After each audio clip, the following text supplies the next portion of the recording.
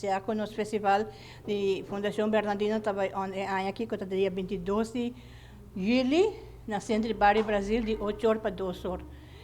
Eta nos quer para o festival vai de maneira canção de Bernardina e compositor arubiano com canção na papiamento.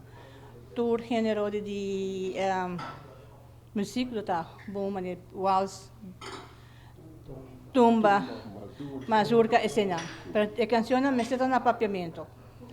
Eta vai com nossa pedindo com a banda na típico na que participar. Na programa na telefone na mi number da 565-1145 ou na José Orman 561-4450. E também o cantante na que participar também pode chamar na mesmo número aí para inscrever na mesa. É dia do festival.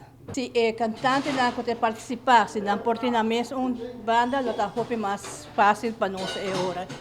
Eu nós temos que ver quanto banda está bem para nós quando está bem cada de outro. E que agradecendo na cultura que também bem apresentar, tomar contato livremente conosco para nós poder engrandecer nos músicos e também nos canções, nos cantantes de Aruba.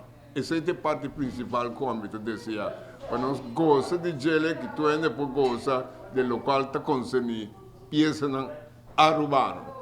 Assim, então, um dia mais, dia 22 de julho, o festival está e o último dia para se inscrever está fim de mês, 31 de mês. Francamente, bizarro, vamos pensar que dentro da fundação tem gasto. E nós aqui não tem maneira, forma, e nós não trabalhamos ainda para ajudar-nos. Então, nós mesmos temos que trazer. E não é só, para recordar-nos Bernardina. Su caso, nós queremos su caso, porque tudo isso até nós queremos um museu. E o museu aqui vai tocando a vida de Bernardina e toda sua música, e tudo isso que tem. Ele é acto também, mas esse acto onde com ele vai dirigir também. Pero estava a canção que costava da trova mais grande. Me não está dúvida de coisa. Então, sei onde dolor não cometem.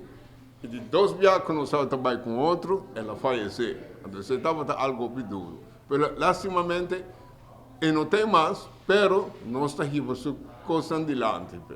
Sua canção, o qual da vida de Bernardina, e nós trabalhamos mais história de Bernardina e do seu grupo que estava das Las Campiranas.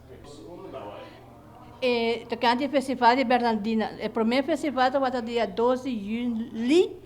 2021, se nós ponemos a canção de Bernardina só. Então, dia 24 de agosto de 2012, também nós vamos ter junto com a canção de Bernardina e Cecil Grovel, sua casa.